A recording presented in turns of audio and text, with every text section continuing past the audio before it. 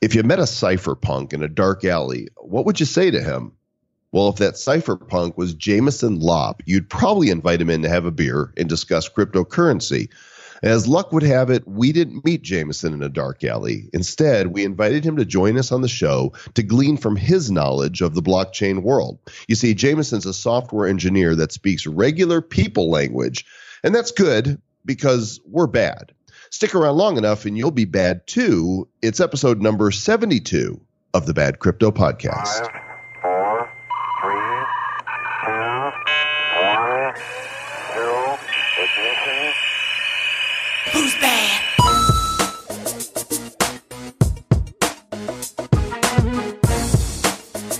This is Dean from Melbourne, Australia. You're listening to the Bad Crypto Podcast. Stay bad. It's a good day to be bad, Mr. Travis Wright, and I'm so glad that we get to be bad for the whole world. You know, when you say the whole world, you are not wrong, because we are listened to in 190 territories. Not necessarily the countries. One of them is VPN. And so another one is other regions.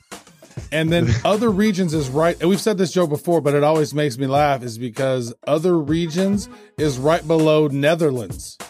And so it always looks like nether regions. Right, but here's my question. Are any of the countries we're heard in shitholes?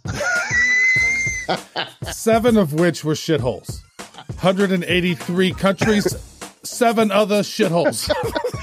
You have to decide which ones they are.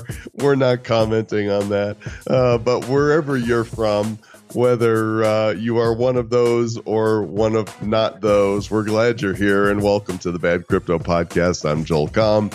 That's Travis Wright. And man, I just stepped in it. That was great. You realize we've had over 1.5 million downloads, Mr. Joel Comm? We're racing towards 2 million. Does that mean we have to have another song at 2 million? I think we got, you know, if it gets ridiculous, we got to start making a new song like every month or twice a month or something. Then maybe we'll stop, but we might as well. Is the next highlight, is it 2 million or 2.5 million? Like 2.5 million kind of sounds more milestone-y. Instead we should set like a crypto goal. When Bitcoin hits 25,000, right? Then that could be the next goal for us to come out with a song that nobody wants to hear. You know what? If you guys want to send us like your own parodies, like we'd appreciate that. That'd be funny. Like, should we have a Facebook mastermind post that you can Google? I guess you can search it over on the side. You can say parodies, bad crypto parodies. And maybe you have one, you can leave it on a comment there. That'd be good. We've had some sent in. Mm-hmm. Some people have sent them. In fact, people are sending us stuff. We got in the mail from a woman named Erica Jones. She made this art with these like fused beads. What do you call these? Fused beads. Yeah, they're beads, and she made. Take a picture of it and put it on here. Hold on, hold it up again. I'll take a picture with my. Here, I'll do it right here. One of them is the Bad Crypto Podcast, and they're these beady things. And she sent a couple others, and she also sent me a Bitcoin T-shirt. And then that was really nice of her. She didn't send me anything. Did you get your Bitcoin wallet? Are you the cool one? You're the cool guy who gets the cool gifts. I don't give anybody my address. There's some creepy people out there from shitholes. Did you get your Bitcoin wallet? Dude, that is awesome. No, I did not. Well, you will be getting one from that's beautiful. Thank you. Peer-to-peer gear. Peer-to-peer gear? Yeah. Peer-to-peer gear. And this is actually a physical black leather wallet with a Bitcoin. That is really nice. Look at that. Embossed in it, and smells like cow. Smells like leather, huh? Very nice. Thanks for that gift, and of course you guys are welcome to send us anything that you like. You just have to figure out what the address is, and I'm not giving that away publicly, so there's that. And I also want to give shout out to our sponsor for the month, the Zilla app. I actually got an email from Abasa Phillips of Zilla, and he says Apple is just being super slow to approve their app, their first version of the Zilla app into the App Store. But it could be there by now, maybe not. But when it's there, this is the ICO Marketplace. You'll be able to check out the latest ICOs and vote them up or down, and where allowed by law, you'll be able to participate in them. Of course, do your due diligence on them, but watch for the Zilla app in the iOS App Store. The URL, if you want to learn more, is zla.io/bad. And check it out and tell Abasa that we sent you. Bad crypto voicemail. You have one new message. Hey, Travis and Joel. This is Daniel from London, but now lives in Los Angeles. Guys, I want to say thank you so much for all the hard work that you put into creating this amazing show. A friend of mine that I had not connected with for about almost 10, 15 years had mentioned me about this show. I downloaded like 30 of your episodes and religiously listened to it, and as a result of that, I got very interested in the crypto space. So I just wanted to say thank you so much for the education and the tools that you give me, but also thank you very much for giving us a platform to connect with old friends. And now we have this group where a bunch of my old friends from school who I haven't seen for years and years, we meet every week. We talk about crypto-related items and just connect with one another. So it's more than just crypto. It's also about friendship too. So thanks, guys. Keep up the great work. All the best. Bad crypto inbox. You got mail. All right. We also had an email come in from the contact form, which is on our website. It is the contact form on the site. Let's go ahead and type in that, and then you can contact us because it's a form. Well, and there's a link. There's a link for it. It says contact Joel and Travis. Yeah. And you can click that, and that's a form. So it's pretty good. It's magical. It is. It's a contact way. So, hey, Travis and Joel, we're two crypto crazy Brits on a road trip mission from Barcelona to Slovenia. Both of which countries, Barcelona is not a country, but they listen to us there, you guys. We had a disastrous journey from a run-in with the police, broken snow chains, and getting stranded for 2 days on a Slovenian mountain, plus a 20-year storm destroying the power and water to the house they were staying in. Oh my gosh, this is like an adventure. Then we discovered your podcast and entered the amazing Republic of Bad Cryptopia and its magical internet money. Yeah. We tried listening to 3 other cryptocurrency podcasts. Then we found yours, which was by far the best. So we downloaded a whole load and listened to them while driving through Slovenia, Austria, Italy, Monaco, France, and Spain in our van. We love your mix of info, entertainment, and brilliant banter. Keep on cryptoing in the free world. From Sam and Andy from the UK. That's awesome. So they account for 6 of the countries we were heard in right there. That's true, because all you have to do is have one person in that country to listen to it. We think what we might want to do, you guys, somebody needs to smuggle in a USB into North Korea.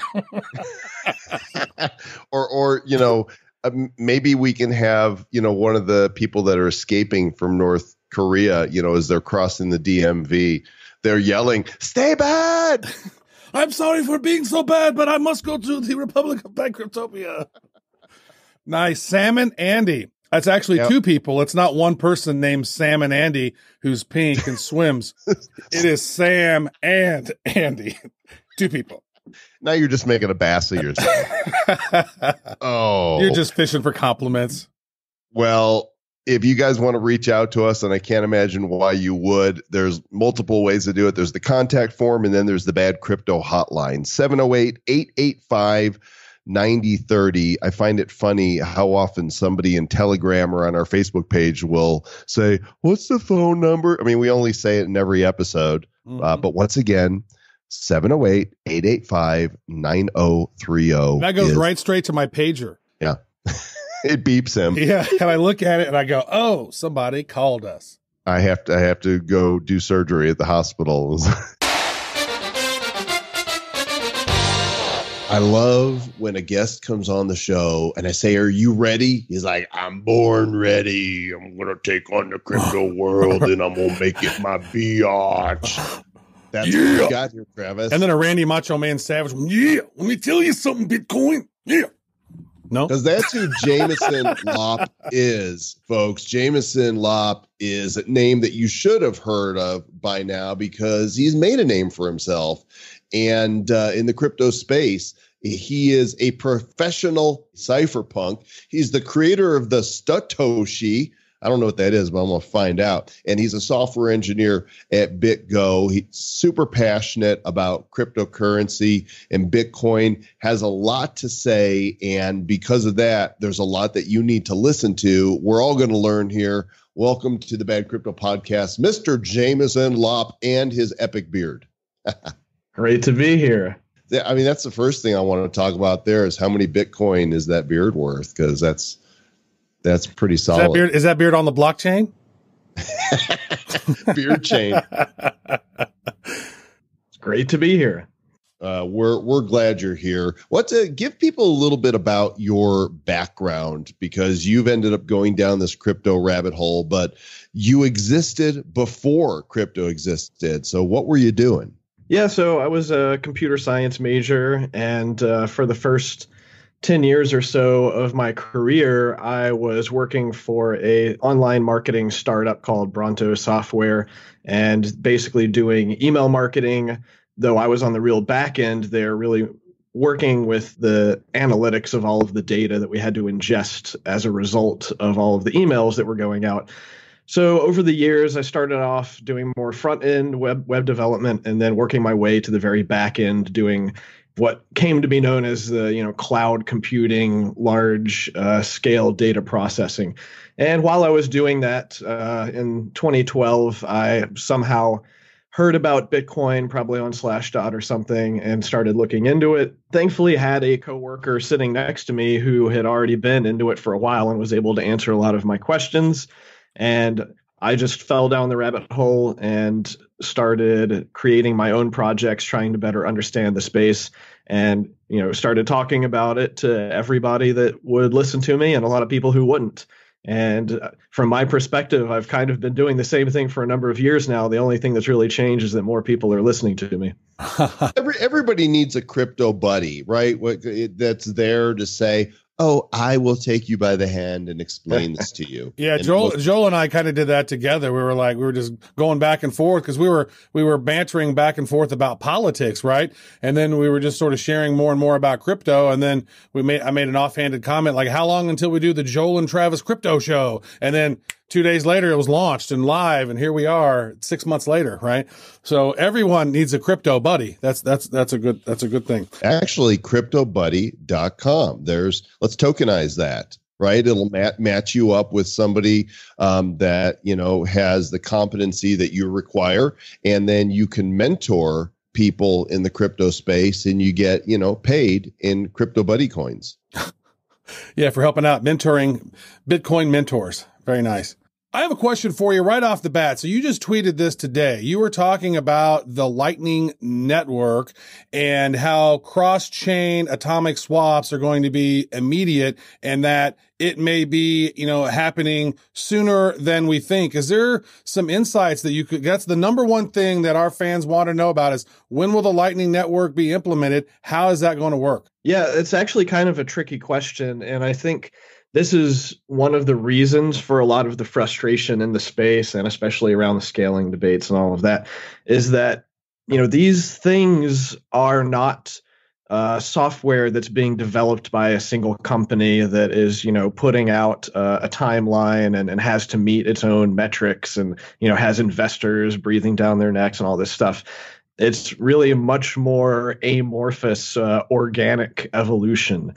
So, even though we can say things like, oh, from a general standpoint, it seems like the development of this technology is progressing faster than we had hoped, it doesn't mean that we're able to say, okay, on, June 2nd, we will deploy the Lightning Network and everybody will be able to use it. It's actually going to be a much less obvious process. And I think I had a tweet a few days ago where I was basically saying Lightning Network technically is already underway being deployed. Like, there are people doing transactions on the main Bitcoin network using the Lightning protocol.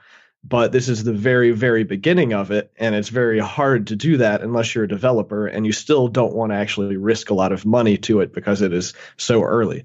So it's really more that, I've been seeing more and more groups of developers and teams coming into the space, and they're really excited about developing the Lightning and second layer solutions, and then building applications on top of that. So I think that we're seeing a momentum, push from a number of different perspectives of how we're eventually going to get there. Now, on the opposite hand, there have been some things that have been a lot slower than we've wanted. For example, the segregated witness adoption has been pretty slow. I'm kind of biased there because working at BitGo, we were one of the first enterprises that actually added support for it. I think we had it ready about 2 weeks after it activated, whereas a lot of these other companies still haven't even announced timeframes for it. So it's an important first step, to get to this second layer type of world that we're trying to build. So I'm hoping that the Coinbases and Krakens and all of the exchanges and large transaction volume folks will be adding SegWit so that they will be ready to then do the work to add Lightning support. But I think that we are going to see regular people be able to use it this year. So many words that you drop there that just have all kinds of controversy, great topics we can discuss there. And I want to get into those. But first of all, this is the first time we've really heard about BitGo on the show. So why don't you tell us what BitGo does, bitgo.com? Yeah, so the reason that not many people hear about BitGo is because we're not a consumer-facing company. We are an enterprise security service. So really what we are doing is we're providing as high a security hot wallet as you can get.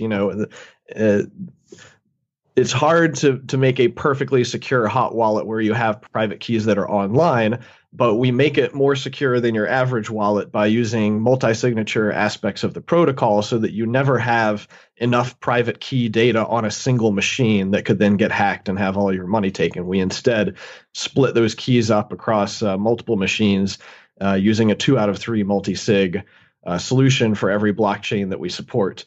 So as a result, you get some interesting properties where, if the user's machine gets hacked, the hacker doesn't have enough private key material to steal the money. If BitGo's machines get hacked, same thing.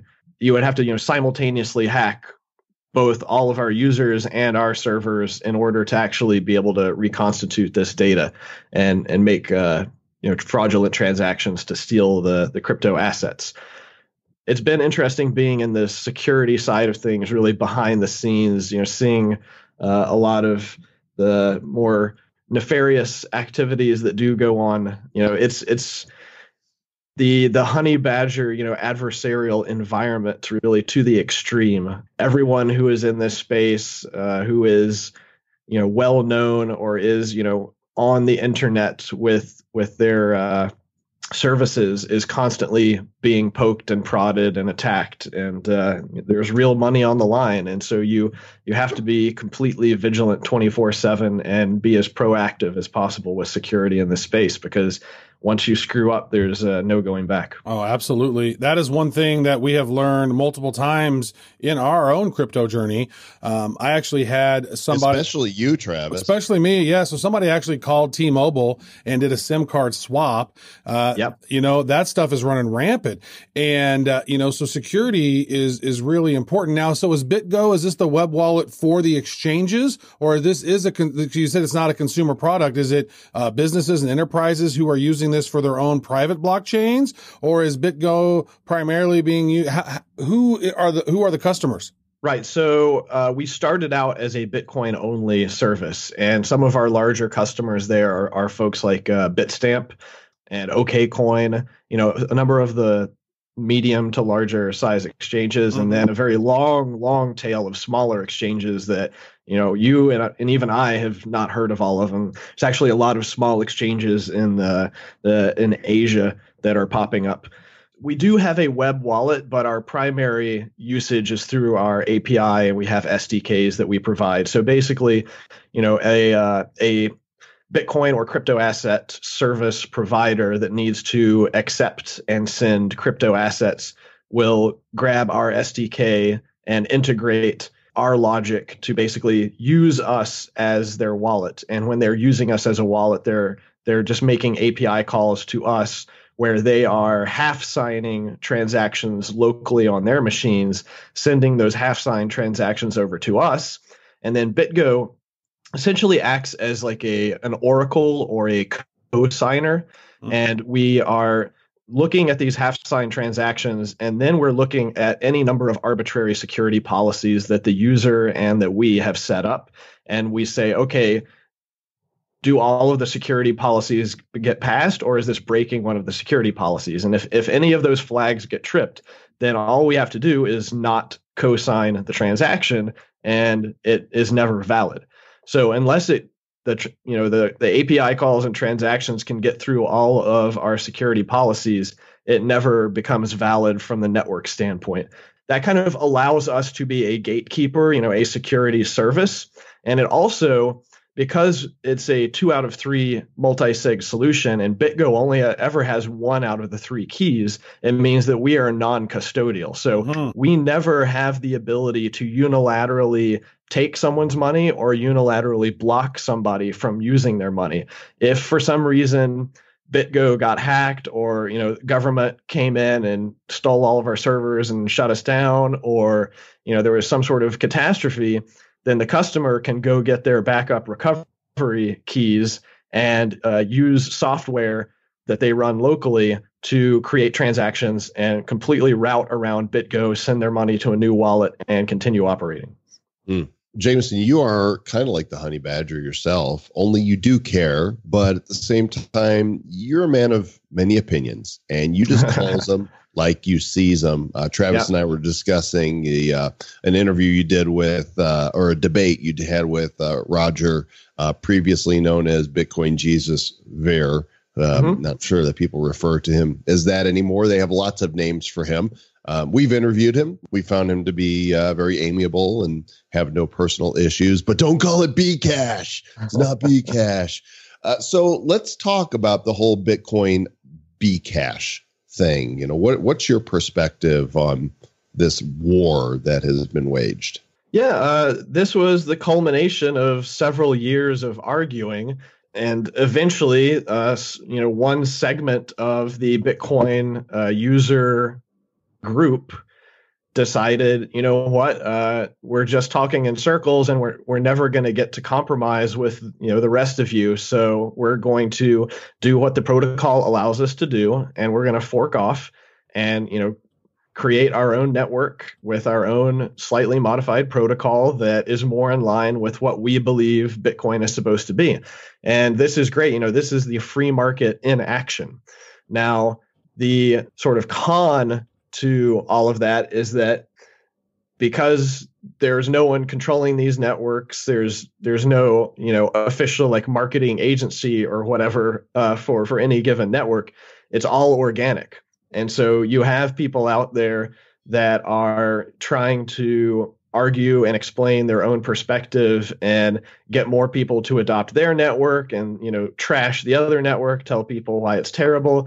And as a result, you end up with this very interesting, nonviolent war, generally nonviolent war, war of words and war of opinions and perspectives and a lot of rhetoric. And so it's tricky because I am very biased against, I guess, like religious fundamentalism type of stuff. And I realize that at the root of all of this, of like, what is Bitcoin?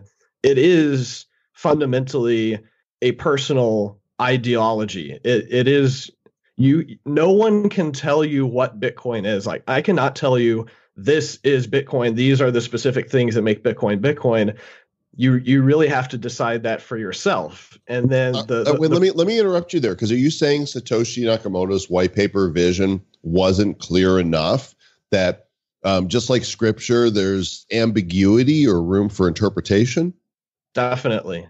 Yes, it was not a like founding document that has to be interpreted in a specific way and then set some sort of requirements that will affect, the future evolution of Bitcoin. One of the ways that I've described this is that we throw around a lot of fancy words like permissionlessness and trustlessness and decentralization and stuff. And Bitcoin does have some very interesting properties that make it, unique in compared to other stores of value and payment systems. And so if you are operating what I would say is like the strongest security model that Bitcoin can provide, which is what you get from running a fully validating node and basically checking everybody else's transactions to make sure that nobody is breaking any of the rules, then you're in a trustless state where you don't have to trust any single other person on the network to be honest to you. However, from a completely different perspective, you are trusting everyone in aggregate with regard to what the rules actually are.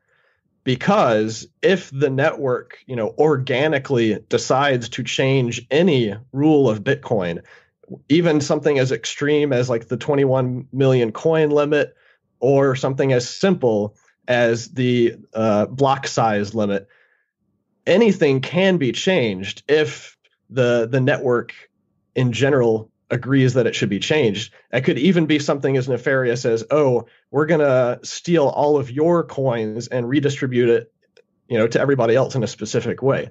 So there is this interesting kind of like faith and trust in the idea that everybody else on the network is generally going to agree and not collude against you specifically. Well, we can keep, making as many, there's as many iterations as there are elements, right? Because, Bitcoin tin, Bitcoin aluminum, Bitcoin, salt, right? There's all the, anyway, never mind. Yeah. I want to ask you, but maybe even a tough question here, because, with the transaction speeds and the high fees, and I listened to that whole interview with Roger Ver, and I said, what, he had some good points. I wasn't busting his balls the whole time. I was like, what, he does have good points. The one that he always says, and he iterates over and over, was about how Bitcoin has become slow, expensive, and unreliable. And that's true, because if you look at Blocktivity.info and you see how many transactions are pulling through the Bitcoin, the Bitcoin blockchain right now, it's high. A lot of times there's like over 200,000 in the queue. Ethereum is experiencing that same sort of bottleneck with its growth. A lot of times having 50 to 100,000, in the queue. So how is that solved? Is that, because it sounds to me like in listening to that interview, and I think everyone in Bad Crypto should listen to this. It's the Tom Woods show that came out, I think, I don't know what, in the 20th or something like that around December. You guys want to listen to that. So how does that get solved? Because you mentioned in that interview that the Bitcoin Core roadmap is different because there's Bitcoin Core, but then there's other people who are working on the protocol as well. And you mentioned just a minute ago, there is no centralized sort of person or team that says, here's what we're going to do. So how does Bitcoin get to the point where they can solve those problems? The interesting thing about the on-chain scaling perspective of we'll just make the block size bigger is that it does work. There may be some people out there who just straight up say, oh, it doesn't work. But I would say it does work. We're just not willing to make the trade-offs required for it to work. And when I say trade-offs, I generally mean, making it more expensive to run fully validating nodes and having that ultimate security model, as we want for as many people as possible to be able to afford to get the maximum security model out of Bitcoin. So it's very frustrating because demand for this particular asset is already far exceeding what it is allowing the network to basically process. Like if, speaking of Bitcoin as this like organic thing, like if Bitcoin wanted to make its blocks bigger and it wanted to process more transactions on the chain, then it would. But for whatever reason, or many reasons, this thing that is Bitcoin has decided that it does not want to do that at this point in time. And, that's probably because a lot of the folks who are making the technical arguments that we should try to be as efficient in our use of block space as possible and try to do these more complex, second layer solutions that, at least for now, the patience of the Bitcoin holders and the node operators on the network is outweighing the frustration of the transactors who are having to wait for hours or days for their transactions to get confirmed. That's kind of the main contention that I see going on, is the folks who are willing to make the trade-offs, some of whom are prioritizing fast transactions with low fees, other folks who are prioritizing slower transactions, higher fees, but lower cost of doing a full node that validates all of the rules. Well, let's bounce over to crypto at large. All right, a little away from the tech, perhaps, and more into the future. What in the world is going on? I mean, over the past year, we saw the market cap. We saw Bitcoin go from 1,000 to 5 figures, and we've seen the crypto market cap go from 50 billion to over 700 billion. What's your evaluation? What do you think is going on out there? It's just another cycle, another like S-curve adoption cycle. And really, the mainstream media picking up on this, I think, is what has taken it to the next level. From like personal anecdotes I've been having, and many other people I know who have been in the space for a while have been having a lot of their old, friends and colleagues that they told about crypto years ago and were ignored. Those folks are coming back around now because they're hearing about it, mainstream news. And now they're saying, oh, well, if the world in general is starting to talk about this, then maybe it's a real thing and it's not a scam. And so it's just, the sort of viral network effect starting to catch on. Well, I guess the second part of that is there anything that can stop this train, or is this a locomotive that is just going to keep barreling down the tracks? I don't think it's going to stop. I think that, things are going to keep changing, probably in many ways that none of us expect. It'll be very interesting to see, what the central banks and the governments of the world do in response. And if you want to be more conspiracy minded, and we believe that the central banks and the governments are not actually stupid and ignorant, they know what's happening, then there's a high likelihood that they already are doing things behind the scenes. And you can read all about the potential divide and conquer conspiracy tactics that may be going on and may in fact be contributing to a lot of the vitriol that we see in the community, trying to just get us to tear each other apart, while in the meantime you probably got the incumbents that are working on their own projects and hoping to basically create their own more centralized crypto that is hopefully, in their mind, going to overtake Bitcoin and all of these other crypto assets. But what's the conspiracy? Like, what's the theory? Oh, just we see so much evidence on social media of manipulation happening, trying to push people's perspectives around.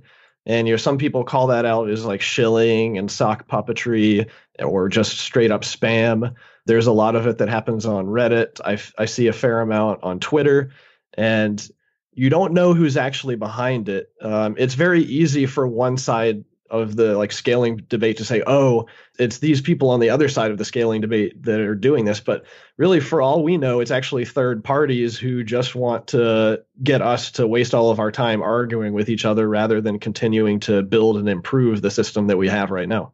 Jameson, I have a question around this. So you just mentioned about the conspiracy theories and whatnot. And with Bitcoin, you can really put on a conspiracy theorist hat and like look at different things from different angles. And so I have a question for you about this. In the original Bitcoin white paper, there was several different references to different things that Satoshi Nakamoto had pulled from, right? And there's 8 of them. And one of them that's missing is Bitcoin Gold's, or BitGold or whatever from Nick Szabo. And another one that is missing, from what I found is it was originally created by the NSA back in 1996, how to make a mint, the cryptography of anonymous electronic cash. That one wasn't mentioned as well. And so to me, I look at that and I go, and then I go down rabbit holes and I look and I see, oh, well, look, here's this person, Tatsuki Okamoto. Like, is that maybe that person worked on this particular document? Maybe is it possible that Bitcoin was created by the NSA? Definitely possible. Yeah. But the great thing is that it doesn't matter. Go on. Yeah. Well, I mean, that's kind of the beauty of open source, and the reason why the identity of Satoshi Nakamoto doesn't matter, because they don't have the ability to hide any like nefarious, backdoors or exploits, or to change the rules, or really to have any control over the system. The absolute worst case scenario that I can see from like having a hostile Satoshi Nakamoto actor would be that they could dump all of their coins on the market.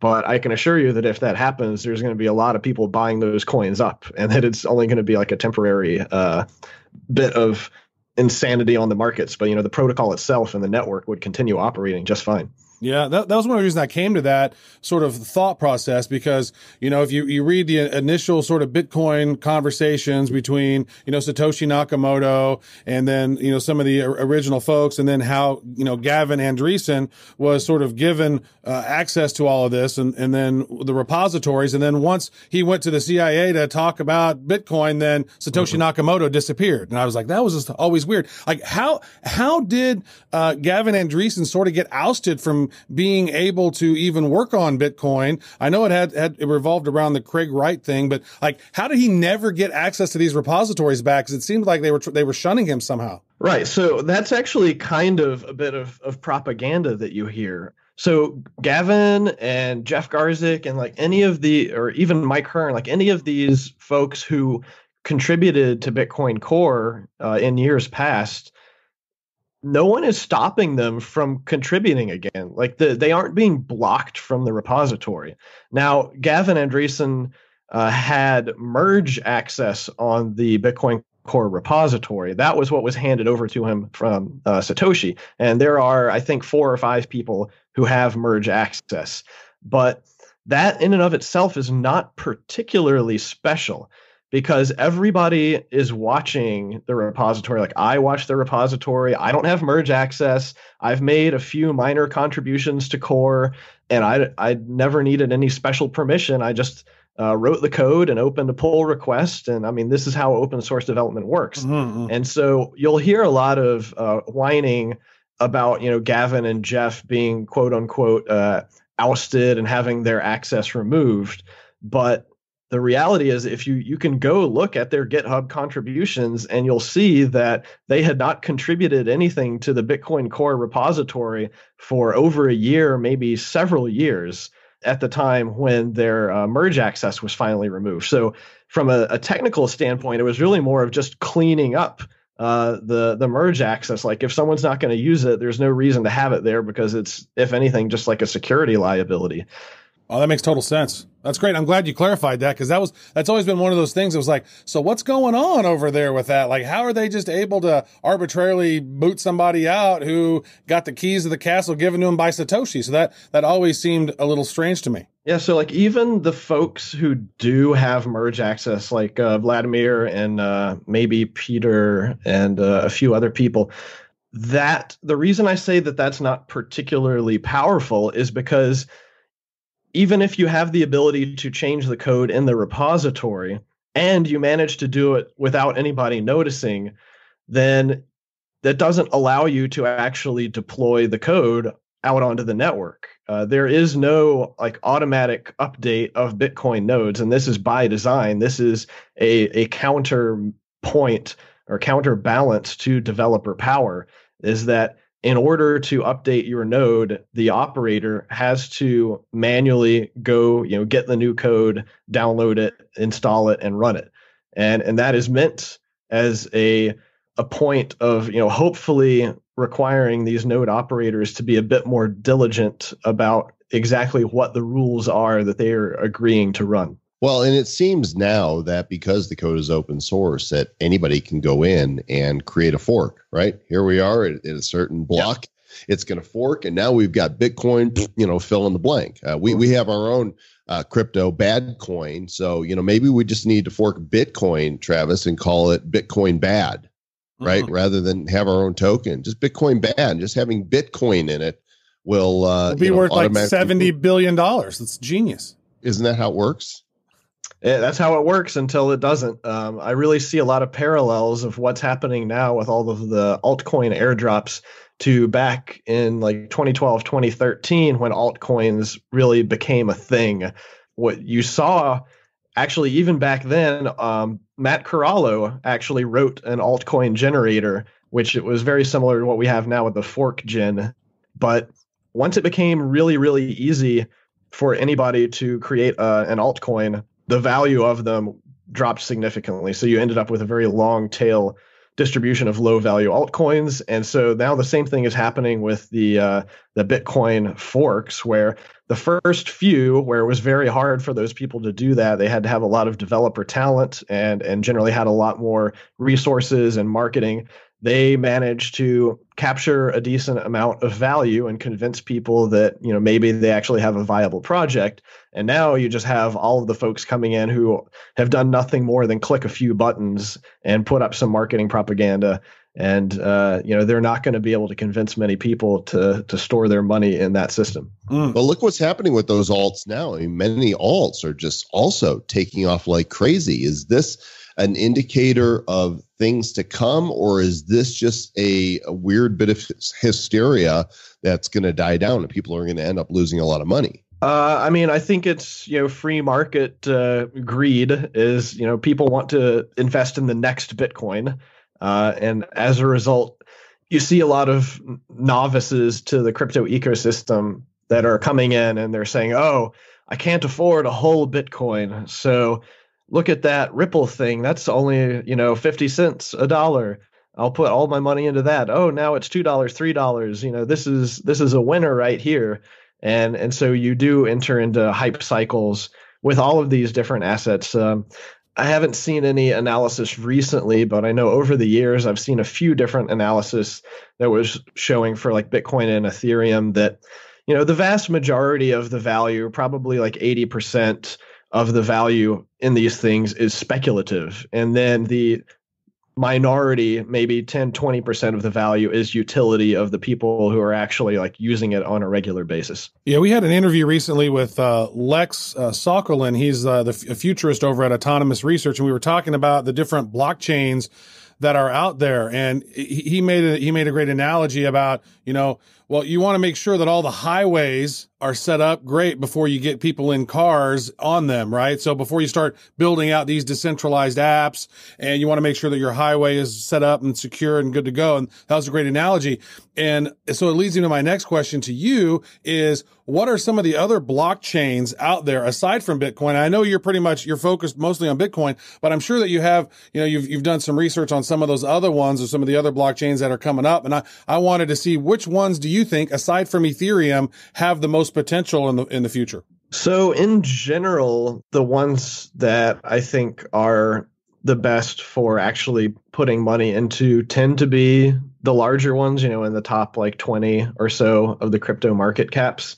For me specifically, being, you know, more cypherpunk minded, I invest in the privacy centric coins like Monero and Zcash. I think that, you know, that is, you know, actual utility that I'm interested in. When you're talking about more of the smart contract stuff and Ethereum and whatnot, you could definitely argue has greater potential, but I'm not convinced that they will be able to realize it in a secure fashion, simply because the trade-off that you're making for having much greater flexibility and ease of development is that you have a much larger attack surface and, you know, things that could potentially get exploited and go wrong. So I think it's been maybe almost a year at this point since Ethereum has had any particularly bad protocol level issues. But we have seen, even just in the past few months, a number of issues of smart contracts being exploited, especially with like the multi-sig smart contracts. And on that note, I'm actually going to be publishing a blog post soon. Like, it's already done. It's just waiting to get published about all of the challenges that I and my team have had to deal with Ethereum infrastructure over the past year and a half. So we actually did not one, but two different attempts at building Ethereum multi-sig wallet infrastructure. We had to scrap the first one for several technical reasons. We did that around the time that the network was getting exploited a lot at the end of 2016. And then we came back and basically started all over from scratch and spent most of 2017 working on that. And we encountered a lot of very unique challenges that we had not anticipated. It's those damn crypto kitties. Right? they pretty much destroyed, the Ethereum blockchain, and yet Ethereum has broken 1,000.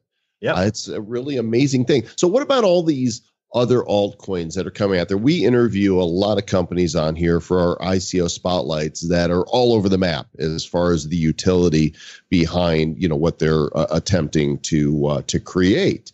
Do you see that there will be literally thousands and thousands of different tokens for individual uses? Or is this an experiment that we're going to wake up and go, you know what, there's a few coins and all these others, it's just not going to work? I mean, it's definitely in the experiment phase right now. But while, you can make the argument that there are various laws of nature that tend to cause like a sound monetary system to, consume all of the other ones. A lot of these things are not just straight up money. They're doing all these other utilitarian things. So I think that, yes, it will be a very diverse set of crypto networks, and some of them will enable just new types of economic interaction that you just can't do on other networks. I don't think that we'll have like one single network that does everything. Like that's another reason why I'm kind of skeptical of Ethereum, is because the idea that, one single network will be able to do all the types of computation that you want to do, that poses even more scalability and security challenges in it than Bitcoin is facing. And Bitcoin has some, really, really tough challenges ahead. Yeah, it's so crazy when there's so many companies that are building on top of Ethereum, and then the capacity of Ethereum better handle that, right? And it's not handling it right now, and the price is still going up. So it's a fascinating sort of a challenge that is there for them for sure. One company that we had on that I thought was really interesting, and with you being a security guy, you might like them. Have you done any research on QuantStamp at all? No, I can't say I have. Yeah. So what they want to be is they want to be the VeriSign of Ethereum and smart contracts across all blockchains. So we did an ICO spotlight with them. So they basically are going to go in and verify that each one of those smart contracts are completely legit and compliant and secure, and then give them that seal of approval, sort of like you would see on the VeriSign websites back in the day, or still see that. I have a question. So we had some questions that popped in from some of our users. One of the guys on Twitter, Shane Kennedy, at Shane_Kennedy. He wanted to know, what courses or resources would you recommend for someone who wants to, learn programming in order to eventually become a Bitcoin developer? Yeah. So if you have no programming experience whatsoever, then you're definitely going to need to start out with some very general courses. I don't have any off the top of my head that I am aware of, but there's a plethora of different MOOCs and stuff that you can use to start off with something easy like Python or Node.js. It's also tricky because I see like two different types of software developers, and there's the type which is like myself, where, I got a formal 4-year computer science education, and I had to learn all of these really, really low level theories about computer science before I even really started trying to build any complex applications. And then there's the folks who you skip past all of that and dive right into, okay, here's how you start writing your first scripts, and then we'll worry about all of the other stuff like figuring out how to determine orders of magnitude of code execution speed and good programming practices for building large, complex architectures of applications in order to make them easier to maintain. It's a lot easier these days for people to just jump in and start writing code, but if you do that, it's very hard to write high quality code that is going to last and be maintainable. So I'm not sure if there is a great resource that can really allow you to skip all of the low level computer science that I think is necessary if you're going to be doing crypto asset programming, because this type of development is more akin to like aerospace engineering than it is to web development. And I did web development for like the first 10 years of my career. And that was at times, it could be a bit scary when you have an application that is, servicing millions and millions of users. You don't want it to go down for a single second. But if it does screw up and go down, then it's okay. You just go in, you fix it, you deploy new code, you deploy new hardware, and you bring it back online. And you'll have some upset users, but generally, nobody gets particularly hurt. But then with crypto assets, if you make a mistake, or with cryptography in general, if there's a single exploitable condition in there and some attacker finds it, then now a lot of people have lost a lot of money, and you can't just go out there and deploy some new code to fix it. In a lot of these cases, a lot of times that's it, you're done. There are no takebacks. So I think that in order to really get to the level of doing crypto asset engineering, you kind of have to go through a much more rigorous computer science background. Interesting stuff. Those of you that might have like somehow ended up into the show before the beginning, we're talking to Jameson Lopp. His official website is lopp.net, Lopp.net. That's where you'll find his articles, his presentations, other interviews. He's got an amazing resource page over there that somehow doesn't include bad crypto. I don't know. How do we fix that? How do we fix that? Oh, well, you see, it's open source, and there's a link at the top. Oh, very nice. All you need to do is you go onto the GitHub and you submit your first pull request. Oh, very nice. And if you can't figure out how to do that, well, then that's your first homework task. Then you're screwed and you get nothing. All the links to his social profiles as well. Jameson, as we get ready to wrap up, why don't you give us your boldest prediction for 2018 in the crypto space? Boldest prediction.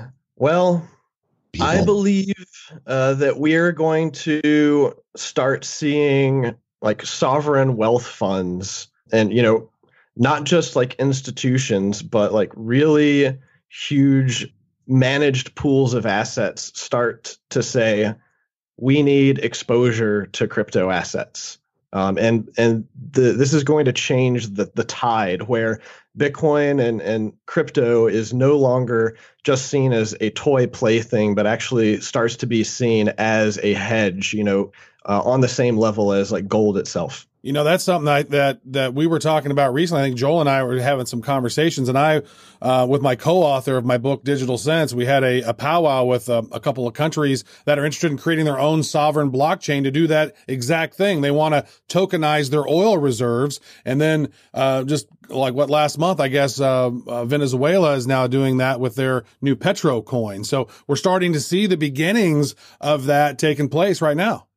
It's the whole space is growing so quickly, and you can ask me a lot of things about like what do I think of this coin or that coin, and really my honest opinion and answer in most cases is I have no idea because I can't keep up with it all anymore.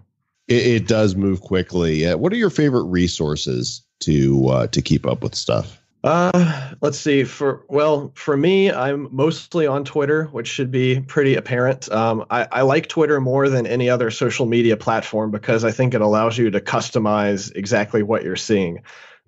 Stuff like Reddit and Facebook and whatever is a lot more noisy. And so these days, like my time is very precious, and I want to curate the content as much as possible.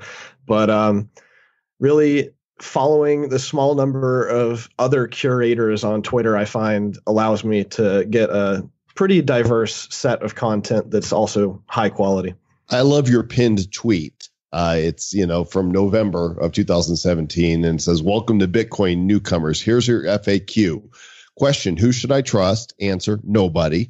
Question, when should I sell? Answer, never. Question, is Bitcoin dying because," and then you've got a blank so people can fill in whatever they want. Your answer is no. What have I gotten myself into? Nobody knows. And how do I learn more? And it's got a link to your site. I love it. Straightforward talk. And of course, in your profile picture, you're wearing a Make Bitcoin Great Again hat. I love that too. It's exciting times, and I imagine that it's only going to continue to get crazier. So great. Well, thank you so much for coming on to Bad Crypto, man. That's been a great pleasure. I know our audience is going to love this, and you'll get some new people probably becoming aware of all the great things that you're doing. So thank you for being a friend of the show, and we look forward over time to watching you continue to be awesome in the space. So thanks for all you do. Thanks for having me. Good stuff from Mr. Jameson Lopp. Jameson, you are now considered a friend of the show and are welcome to come drop it like it's hot anytime you want. Drop it like it's Lopp. Just lop it in there. I tell you what, now this guy was legit. I really like talking to Jameson, really sharp dude. And I mean, he has an amazing beard.